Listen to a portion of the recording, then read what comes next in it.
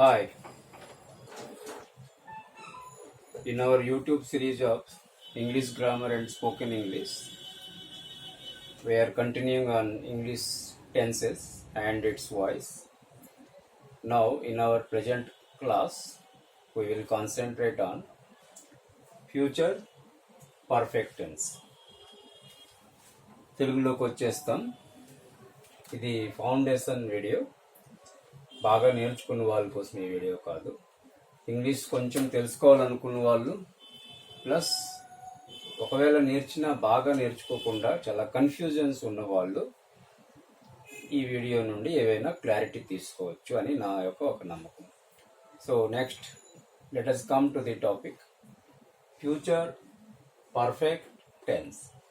Future perfect tense అంటే future అంటే ఆ పదంలోనే అర్థం ఉంది ఏంటంటే భవిష్యత్తు. అంటే ఈరోజు కానిది, నిన్న కానిది, మొన్న కానిది, అంతకుముందు కానిది, ఈరోజు కానిది. మరి మిగిలింది ఏంటి అంటే ఈరోజు తర్వాత పడుకొని లేచిన తర్వాత రేపు ఏదైతే స్టార్ట్ అవుతుందో ఆ రేపటి కాలంలో నుండి ఫ్యూచర్లో ఏ రోజు అయినా మనం ఏ పనైనా చెప్పాలనుకున్నాము దానికి 4 టెన్స్లు ఉన్నాయి. ఆ 4 టెన్స్ల్లో మొదటి కొన్ని వీడియోల్లో కొన్ని టెన్స్లు చూసాము. ఫ్యూచర్ ఇండెఫినెట్ చూసాము, ఫ్యూచర్ కంటిన్యూస్ చూసాము. ఇప్పుడు అవుతుంది ఫ్యూచర్ పర్ఫెక్ట్ టెన్స్ అనమాట.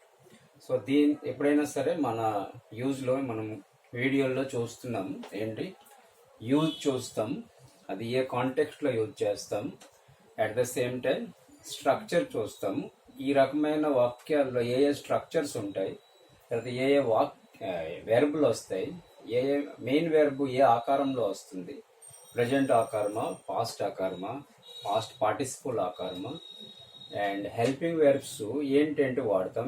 ఇది స్ట్రక్చరల్ అప్రోచ్. ఈ అప్రోచ్ ఈ 2 అప్రోచ్లు చూసిన తర్వాత మీరు ఇన్ యువర్ డైలీ లైఫ్ దాన్ని ఉపయోగించడానికి ప్రయత్నించాలి. అండ్ ఆ వాక్యాలే ప్యాసివ్ స్ట్రక్చర్లో కూడా ఒకసారి చూస్తాము with in short time.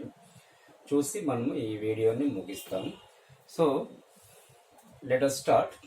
Future perfect tense యొక్క యూజ్ ఎక్కడ అవుతుంది, నేపథ్యం ఏమిటి అంటే చిన్న ఉదాహరణతో మీకు అర్థం చేస్తాను. మీరు ఎవరికో గిఫ్ట్ ఇచ్చారు, ఆ కొరియర్లో పంపించారు, ఆంధ్రప్రదేశ్ లేక తెలంగాణ వాటెవర్ మీద పంపించారు మీ ఫ్రెండ్కి ఆ గిఫ్ట్ అందలేదని మీరు అనుకుంటున్నారు. అప్పుడు మీరు ఆ కొరియర్ షాప్ ఉంటుంది ఎక్కడో, అక్కడికి వెళ్ళి మీరు కనుక్కున్నారు లేక కాల్ చేశారు వాళ్ళు అన్నారు ఏంటి, వాళ్ళు అప్డేట్ చూసుకున్నారు కంప్యూటర్లో. అప్డేట్ చూసుకున్న తర్వాత వాళ్ళు ఏంటన్నారు, వాళ్ళ అప్డేట్ ప్రకారం వాళ్ళకి అనిపించింది ఏంటి అంటే ట్రాక్ ఐడి కొట్టగాను రేపు సాయంత్రము ఈ టైంకి అంటే చేరిపోయి ఉంటుంది.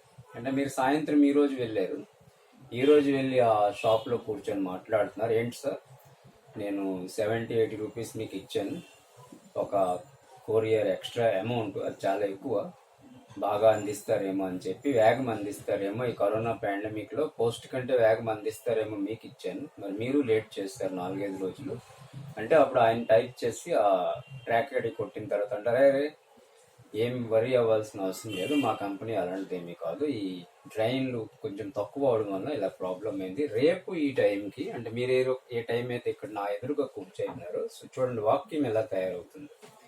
రేపు ఈ సమయానికి మీ గిఫ్ట్, మీ పార్సల్, మీ ఐటెం మీ ఫ్రెండ్ చేతుల్లోకి చేరిపోయి ఉంటుంది, అంటే అందిపోయి ఉంటుంది, చేరిపోయి ఉంటుంది. మా అబ్బాయి డెలివరీ బాయ్ ఇచ్చేసి ఉంటాడు, అందజేసి ఉంటాడు.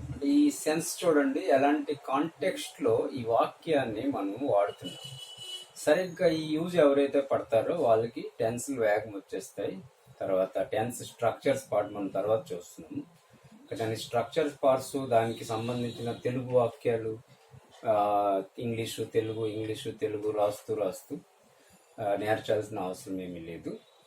జస్ట్ చాలా ప్రాసెస్ మీద మనము బ్రెయిన్లో ఆ స్ట్రక్చర్ని కానీ, ఆ వాక్య నిర్మాణాన్ని కానీ, ఆ వాక్యం యొక్క ఒక స్వభావాన్ని, వాక్యం ఉపయోగాన్ని కానీ బ్రెయిన్లో ఉంచుకున్నామంటే మనం అలాంటి సందర్భాలు ఎప్పుడొచ్చినా సరే ఆ వాక్యాలు మనం మాట్లాడగలం. సో ఇప్పుడు ఏంటన్నారు, ఆ వాక్యంకే ఇక్కడ రాస్తాం. అంటే మనం యాక్టివ్ స్ట్రక్చర్లో ముందు రాస్తాం. మా డెలివరీ బాయ్ ఈ సమయానికి అంటే రేపు ఈ సమయానికి మీ గిఫ్ట్ ఫ్రెండ్కి అందజేసి ఉంటాడు. అంటే ఫ్యూచర్లో ఒక పని అందజేసి ఉంటాడు, అందిస్తుంటాడు కాదు, అందిస్తూ ఉంటాడు అంటే అది కంటిన్యూ అవుతుంది, అంటే ఇంకా అందలేదు. లేక చేరుతూ ఉంటుంది అంటే కంటిన్యూ అవుతుంది, ఇంకా చేరలేదు. కానీ అందజేసి ఉంటాడంటే రేపు ఈ టైంకి, ఇప్పుడు ఏదైతే వాచ్లో టైం చూస్తున్నాం ఈ టైంకి ఆల్రెడీ మా డెలివరీ బాయ్ అక్కడికి వెళ్ళడము, ఆ అడ్రస్ కనుక్కోవడము, వాళ్ళకి కాల్ చేయడము, ఆ ఇంటి ముందు వెళ్ళడము, ఆ గిఫ్ట్ ఇచ్చేయడము, వాళ్ళ చేతుల్లోకి ఆ గిఫ్ట్ వచ్చేయడం అంటే జరిగిపోయాడు. That means completion of total work. Perfect అంటేనే అర్థం, మనం ఇంతకుముందు చూసాం వీడియోలో. పర్ఫెక్ట్ మీన్స్ ఏదైనా ఒక పని అసంపూర్ణంగా, అంటే సమస్యలు లేకుండా, వెలితి లేకుండా, ఖాళీ లేకుండా పూర్తి అయిపోతే దానికన్నా పర్ఫెక్ట్. ఏ పని అయినా సరే, అది పాస్ట్ అవ్వచ్చు, ప్రజెంట్ అవ్వచ్చు, ఫ్యూచర్ అవ్వచ్చు. ఈ రోజు కూడా ఒక పని కంప్లీట్ చేస్తామనుకో, అప్పుడు మనం ప్రజెంట్ పర్ఫెక్ట్ అన్నాం ఇంతకుముందు వీడియోలో. సో అది ఇప్పుడు క్లారిటీ నేను చేయడం లేదు, కన్ఫ్యూజ్ అవుతారు కాబట్టి. కానీ ఫ్యూచర్లో ఏదైనా ఒక పని కంప్లీట్, అంటే ఫ్యూచర్ అనేది మన చేతిలో లేదు, అది రేపు, ఎల్లుండి, తర్వాత జరుగుతుంది. కానీ ఒక ప్రెడిక్షన్ అన్నమాట, ఒక ఊహ, ఒక కొన్ని ఊహించి మనం ఆ రకంగా ఆడాల్సి వస్తుంది అనమాట. సో అలాంటి వాక్యాలు ఎక్కడైతే మనం ఫ్యూచర్లో ఒక పని పూర్తవుతుంది అని చెప్పాలనుకుంటాం, లేక రేపు ఈ టైంకి నేను ఆల్రెడీ వైజాగ్ చేరి ఉంటాను అంటే, ఈ ట్రైన్ ఎక్కారు ఈరోజు ఎక్కిన తర్వాత నీకు ఎవరో కాల్ చేసి అడిగారు, రేపు నువ్వు మా ఇంటికి వస్తావా, లేక ఏదైనా కాల్ చేస్తావా, లేక ఏదో. అప్పుడు నువ్వు అంటావు, లేదు నేను వైజాగ్ బయలుదేరాను, మేబీ రేపు ఈ టైం నేను వైజాగ్ చేరి ఉంటాను అంటే, దట్ మీన్స్ నీ యొక్క వర్క్ ఏమో కంప్లీట్ అయిపోయింది. ఎప్పుడు ఫ్యూచర్లో, ఇక స్టార్ట్ అవ్వలేదు ఇక్కడ. ఇక నువ్వు బయలుదేరుతున్నావు, లగేజ్ రెడీ చేసుకున్నావు, కానీ రేపేమో ఆ పని పూర్తి అయిపోయి ఉంటుంది అని జస్ట్ ఒక ఇమేజినేటివ్లో మాట్లాడుతున్నావు. ఇది అవుతుంది సెన్స్ అన్నమాట, కొంచెం అడ్వాన్స్డ్ టెన్స్ ఇది చాలా ఇంట్రెస్టింగ్గా ఉంటాయి ఈ వాక్యాలు రాయడానికి, రాయాల్సిన అవసరం కూడా ఉంటుంది. సో ఒకటి నేను రాస్తున్నాను, ద డెలివరీ బాయ్. ఏదైతే ఇందాక మనము 4 year ఎగ్జాంపుల్ రాసాము, the delivery boy will have delivered your gift. ఇంకా ఎక్స్ట్రా పదాలు ఉన్నాయి, బై దిస్ టైమ్ టుమారో. ఇది యాక్చువల్లీ ఫౌండేషన్ స్టార్టింగ్లో ఇంత ఎక్కువ మ్యాటర్ రాయకూడదు, కన్ఫ్యూజ్ అవుతారు. అయితే జనరల్లీ ఈ వాక్యాలు అలాగే రాస్తుంటారు కాబట్టి, బై దిస్ టైమ్ టుమారో అంటే రేపు ఈ టైంకి ఈ డెలివరీ బాయ్ ఏమో అందించేసి ఉంటాడు అనమాట. సో ఇది ఫౌండేషన్ క్లాస్ కోసము బ్రాకెట్లో ఉంచుదాం, అంటే ఇప్పుడు ఇది యాడ్ చేయొద్దు, పెద్ద వాక్యం కన్ఫ్యూజ్ అవుతారు. వాట్ ఎవర్ మేబీ రాసేటప్పుడు, మాట్లాడేటప్పుడు ఇన్ స్పోకెన్ ఇంగ్లీష్ డైలీ లైఫ్లో ఈ రకంగా ఆడతాం. బై దిస్ టైం అది ముందుకు పెడతాము, లేదా అది వెనక్కి పెడతాం. By this time the delivery boy will have delivered your gift. ఇంకా టు యువర్ ఫ్రెండ్ అనొచ్చు, టు ద అడ్రస్ అనొచ్చు, టు యువర్ రిలేటివ్ అనొచ్చు, లేక to the man whom you have sent అనొచ్చు, whatever maybe. That means ఇక్కడ delivery boy ఫ్యూచర్లో ఒక వస్తువు ఇవ్వబోతాడు అంటే ఇచ్చేసాడు అందిపోయిందన్న కాన్సెప్ట్లో రాసామేంటి, the delivery boy will have delivered your gift. అంటే ద డెలివరీ బాయ్ ఏమో నీ యొక్క గిఫ్ట్ని అందించేసి ఉంటాడు. ఇదైంది యాక్టివ్ స్ట్రక్చర్లో రాసాం, అంటే డెలివరీ బాయ్కి ముందుకు పెట్టి, సబ్జెక్ట్ ముందుకు పెట్టి రాసాం, యాక్టివ్ స్ట్రక్చర్ రాసాం. లేక ఇందాక ఒక వాక్యం ఉన్నాను, వైజాగ్ వాక్యం, I shall have reach Vizag tomorrow evening. అంటే రేపు ఈవినింగ్ ఈ టైంకి నేను వైజాగ్ చేరిపోయి ఉంటాను అన్నమాట. ఇది ఏం వాక్యాలు? భవిష్యత్తు వాక్యాలు. భవిష్యత్తులో ఇవి అవుతున్నాయా, లేక అవుతాయా, లేక అయిపోయాయి? అవడం లేదు, అయిపోయాయి. అంటే భవిష్యత్తు స్టార్టే అవ్వలేదు ఇంకా. ఈరోజు మనం ఎక్కడున్నాము, కానీ ప్రాజెక్ట్ చేస్తున్నాం ఏంటంటే ఫ్యూచర్లో ఒక వర్క్ కంప్లీట్ అయిపోతుంది పలానా టైంలో. ప్రాజెక్ట్ చేస్తున్నాం, ఊహిస్తున్నాం, ప్రెడిక్ట్ చేస్తున్నాం. ఈ టైప్ ఆఫ్ సెంటెన్సెస్ ఎప్పుడైతే ఇంగ్లీష్లో రాయాల్సిన అవసరం ఉంటుంది, లేక మాట్లాడాల్సిన అవసరం ఉంటుంది, లేక చెప్పాల్సిన అవసరం ఉంటుంది, లేక రాసిని మనం అర్థం చేసుకోవాల్సిన అవసరం ఉంటుంది వైల్ రీడింగ్, చదివేటప్పుడు పేపర్లో అవి. అలాంటి సందర్భాల్లో మనకి ఈ టెన్స్ యొక్క స్ట్రక్చర్ తెలుసుకోవాల్సిన అవసరం ఉంది. ఇప్పుడు స్ట్రక్చర్లోకి మనం వెళ్తున్నాం. స్ట్రక్చర్ ఏంటి అంటే, మీరు చూసారు పర్ఫెక్ట్ టెన్స్లో విల్ షెల్ వస్తుంటాయి, ఇక్కడ కూడా అదే వస్తుంది. పర్ఫెక్ట్ టెన్స్లో ఏంటి వచ్చింది? Will have. ఇంతకుముందు కంటిన్యూస్ ఫ్యూచర్ కంటిన్యూస్ టెన్స్లో విల్ బి వచ్చింది. ఇక్కడ ఏంటి వస్తుంది, విల్ హ్యావ్ డెలివర్డ్ అయింది. పర్ఫెక్ట్ టెన్స్ లో ఎల్లప్పుడు V3 వస్తుంది, మీరు చూసారు. ప్రెజెంట్ పర్ఫెక్ట్ లో కూడా V3 వస్తుంది, I have return V3. Past perfect లో కూడా V3 వస్తుంది, I had written. Future perfect లో కూడా V3 వస్తుంది. అదేంటి అంటే విల్ హ్యావ్ డెలివర్డ్, హ్యావ్ వచ్చింది, విల్ వచ్చింది. ఇక్కడ షెల్ వచ్చినా హ్యావ్ వస్తుంది, విల్ వచ్చినా హ్యావ్ వస్తుంది, హీ హ్యాజ్ రాదు. మళ్ళీ దాని కింద స్ట్రక్చర్ రాస్తుంది, చూస్తుంది. So this is called subject. ఇక్కడ వరకు సబ్జెక్ట్ అయింది. And this is called verb. Will have delivered verb లోన ఈ రెండు హెల్పింగ్ వెర్బ్లు అవుతున్నాయి. ఈ రెండింటికి మనము అనొచ్చు these are helping verbs. Helping వెర్బ్లు రెండు వచ్చాయి, ఇక్కడ విల్ వచ్చింది, హ్యావ్ వచ్చింది. అండ్ యువర్ గిఫ్ట్ అయింది ఆబ్జెక్ట్, ఇదైంది ఆబ్జెక్ట్. ఏదైతే బ్రాకెట్లో ఉంచేసామో అవన్నీ కూడా ఎక్స్ట్రా వర్డ్స్ అంట. ఇవన్నీ ఎక్స్ట్రా వర్డ్స్ అయితే ఇవి స్టార్టింగ్లో రాస్తుంటారు. మాట్లాడినప్పుడు రాసేటప్పుడు కొన్నిసార్లు సబ్జెక్ట్ ముందు రాస్తాం కానీ వెనక్కి రాస్తుంటాం. మాట్లాడేటప్పుడు అంత పెద్ద రూల్స్ ఫాలో అవ్వము, జస్ట్ తెలుగులో ఎలా మాట్లాడతాము పెద్దగా రూల్స్ ఫాలో అవ్వకుండా, అలాగే లూజ్గా ఇంగ్లీష్లో కూడా ముందు వెనక ఆడతారు. అది పెద్ద మిస్టేక్ ఏంటి కాదు, ఆడుకొని వెళ్ళడమే అంతే. కానీ ఇక్కడ రైటింగ్ ఇంగ్లీష్ కూడా ఇక్కడ డెవలప్ చేసుకోవాలి. ఎక్కడైనా writing skills, paragraph writing, letter writing, ఏదైనా రాయాలనుకున్నప్పుడు, ఏదైనా ఎస్ఎస్ రాయాలనుకున్నప్పుడు, ఏదైనా ఎక్స్ప్రెస్ చేయాలనుకున్నప్పుడు, ఒక థాట్ ప్రాసెస్ని ఎక్స్ప్రెస్ చేసి రాతలో ఉంచాలనుకున్నప్పుడు కూడా ఈ టైప్ ఆఫ్ స్ట్రక్చర్స్ మీద కమాండ్ ఉండాల్సిన అవసరం ఉంటుంది. కమాండ్ ఉండాల్సిన అవసరం ఉంటే లాభం ఏంటంటే ఆ పర్టికులర్ కాంటెక్స్ట్ని ఎక్స్ప్లెయిన్ చేయాలనుకున్నప్పుడు, లేక ఆ పర్టికులర్ సందర్భంలో ఆ పర్టికులర్ విషయం చెప్పాలనుకున్నప్పుడు ఎక్కడైతే ఈ అవసరం వచ్చేసింది అప్పుడు ఈ స్ట్రక్చర్ వాడాల్సిన అవసరం ఉంటుంది అన్నమాట. ఇదేంది బేసికల్లీ వాక్యం యొక్క ఒక స్ట్రక్చర్. ఇంతకుముందు యూజ్ చూసాము, ఒక వాక్యంకి యూజ్ ఎలా చేయాలి అది చూసాము. ఇప్పుడు స్ట్రక్చర్ చూస్తున్నాము. ఒక వాక్యం యొక్క స్ట్రక్చర్ ఏంటి, సబ్జెక్ట్ ఉంటుంది, విల్ హ్యావ్ లేక షెల్ హ్యావ్ వస్తుంది, V3 అది నేను రాసిస్తున్నాను, ప్లస్ ఆబ్జెక్ట్. ఇప్పుడు ఇది చెరిపేసి ఒక ఫౌండేషన్ క్లాస్లో ఉన్న వాళ్ళకి, మాకంటే అంత అవసరం రాదు, అంటే ప్రాక్టీస్ అయిపోయారు అడ్వాన్స్డ్, వాళ్ళకి అవసరం రాదు. మీరు స్టార్టింగ్లో ఉన్నారు కాబట్టి ఈ ఫ్యూచర్ పర్ఫెక్ట్ టెన్స్లో స్ట్రక్చర్ రాసుకోవాలి. ఏంటంటే అంతా రాయాల్సిన అవసరం లేదు. Will have plus past participle వస్తుంది, లేక shall have plus past participle. ఇది ఒకటి గుర్తుంచుకోవాలి. అండ్ దేంతో విల్లు, దేంతో షెల్ అంటే అది మీకు ఎలానో తెలుసు, దాని గురించి ఎక్స్ట్రా చెప్పాల్సిన అవసరం లేదు. ఈ ఇంతకుముందు వీడియోస్లో మీరు చూసారు, ఐతో షెల్, యూతో విల్లు, దేతో విల్లు, అవన్నీ ముందు వీడియో ఒకసారి చూసారంటే అందులో క్లారిటీ ఉంటుంది. ఫ్యూచర్ కంటిన్యూస్, ఫ్యూచర్ ఇండిఫినిట్లో దేంతో షెల్ వస్తుంది, దేంతో విల్లు వస్తుంది అది తెలిసిపోతుంది. సరిగ్గా ఆ ప్రాసెస్, ఆ స్ట్రక్చర్ ఇక్కడ వస్తుంది. ఇక్కడ చేంజ్ ఏమీ రాదు. ఇక్కడ చేంజ్ ఏంటి అంటే ఒక్క హ్యావ్ వచ్చింది, అంటే will have plus V3, shall have plus V3. ఇక్కడ మిస్టేక్ చేయకూడదు. ఏంటి మిస్టేక్, విల్ హ్యాజ్ రాకూడదు, విల్ హ్యాజ్ ఏమో రాయకూడదు. అంటే హ్యాజ్ అన్న వర్డ్ ఇక్కడ రాదన్నమాట. హ్యావ్ వచ్చింది కదా, హ్యాజ్ కూడా రాయొచ్చు కదా అని అనొచ్చు, రాయకూడదు. So these are not correct. లేక shall has not correct, will has V3 not correct, shall has V3 not correct, లేక will has V3 not correct. Will has రెండు అవే అయిపోయి. సో విల్, షెల్ హ్యాజ్ ఈ రెండు. ఇక హ్యావ్ వస్తుంది, V3 వస్తుంది. అంటే ఇందులో స్ట్రక్చరల్ అప్రోచ్ చూసాము.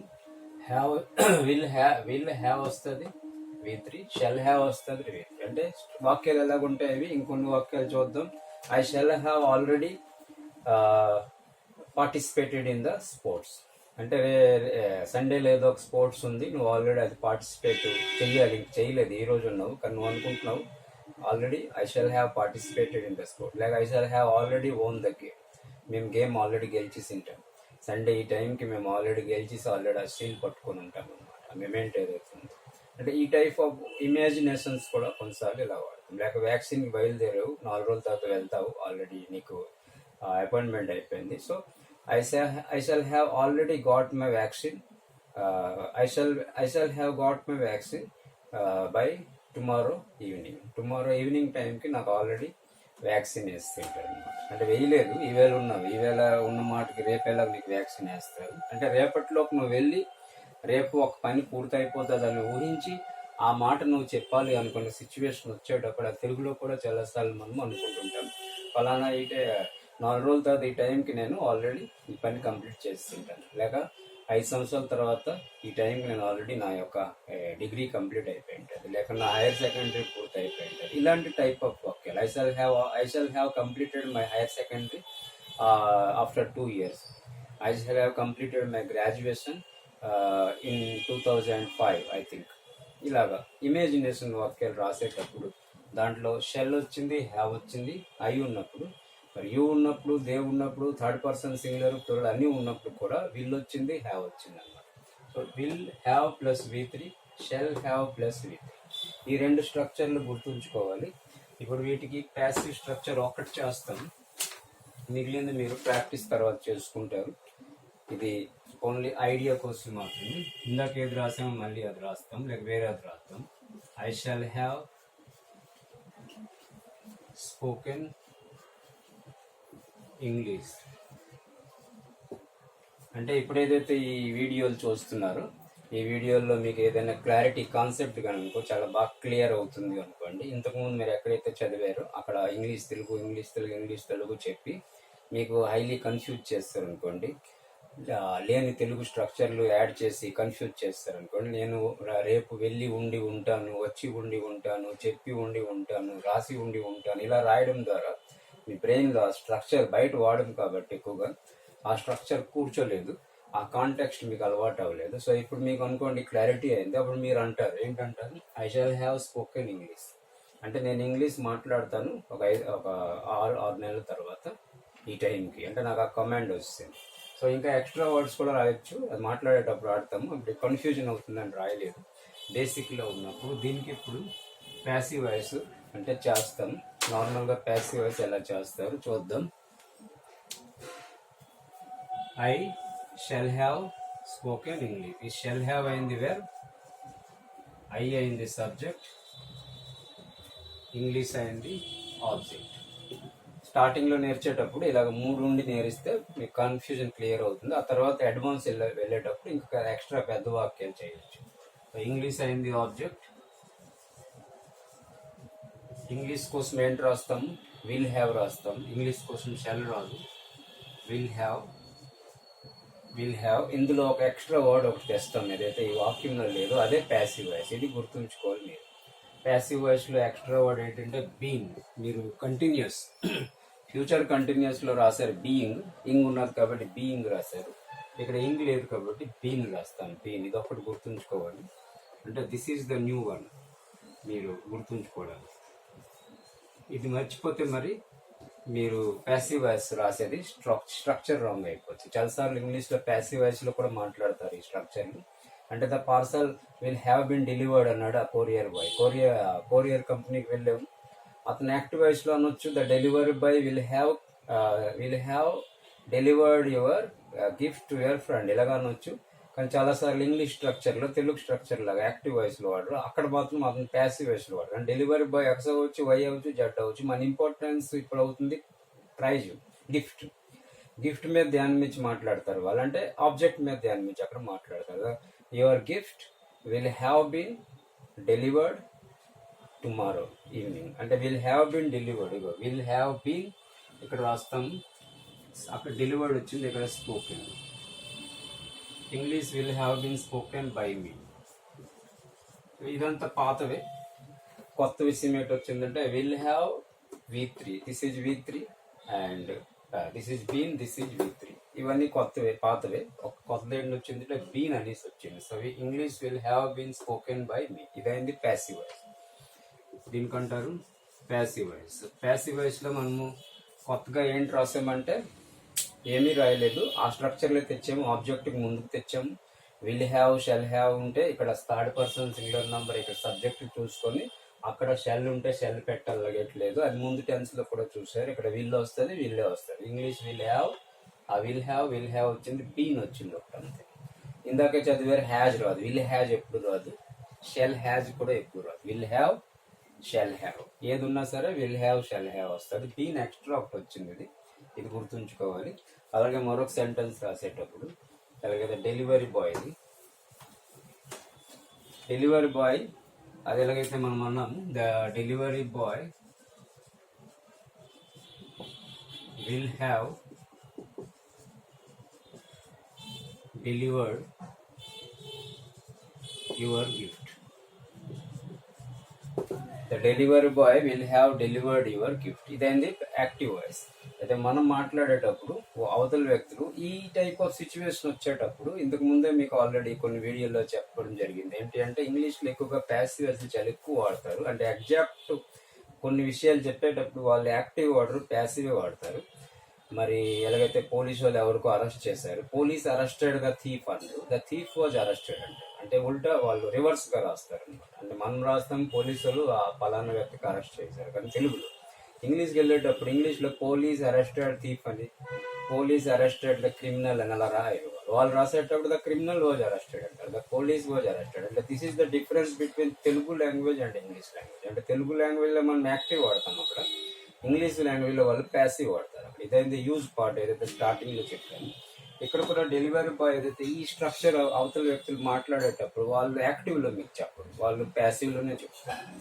అండ్ దాని అర్థం ఏంటి, ఇది యాక్టివ్ స్ట్రక్చర్ ఏమో తక్కువ యూజ్ చేస్తారు, కానీ నేర్చుకోవడానికి రెండు నేర్చాలి. యూజ్ చేసినప్పుడు చూసుకోవాలి, ఎక్కడ యాక్టివ్ వాడాలి అక్కడ యాక్టివ్ వాడాలి, ఎక్కడ ప్యాసివ్ వాడాలి అక్కడ ప్యాసివ్ వాడాలి. తెలుగులో కూడా మనకు తెలుసు కొన్ని వాక్యాలు తెలుగులో మనం అది ఇంగ్లీష్లో అంటారు. ఎలాగైతే ఉప్మా నా చేత తినబడింది ఎవరు అంటారు, కానీ ఇంగ్లీష్లో మాత్రం అలాంటి స్ట్రక్చర్స్ ఉన్నాయి. Upma will be eaten, upma is eaten, ఈ టైప్లో ఎక్స్ట్రా స్ట్రక్చర్స్ అక్కడ ఆయా సందర్భాల్లో ప్యాసివ్ వాడతారు.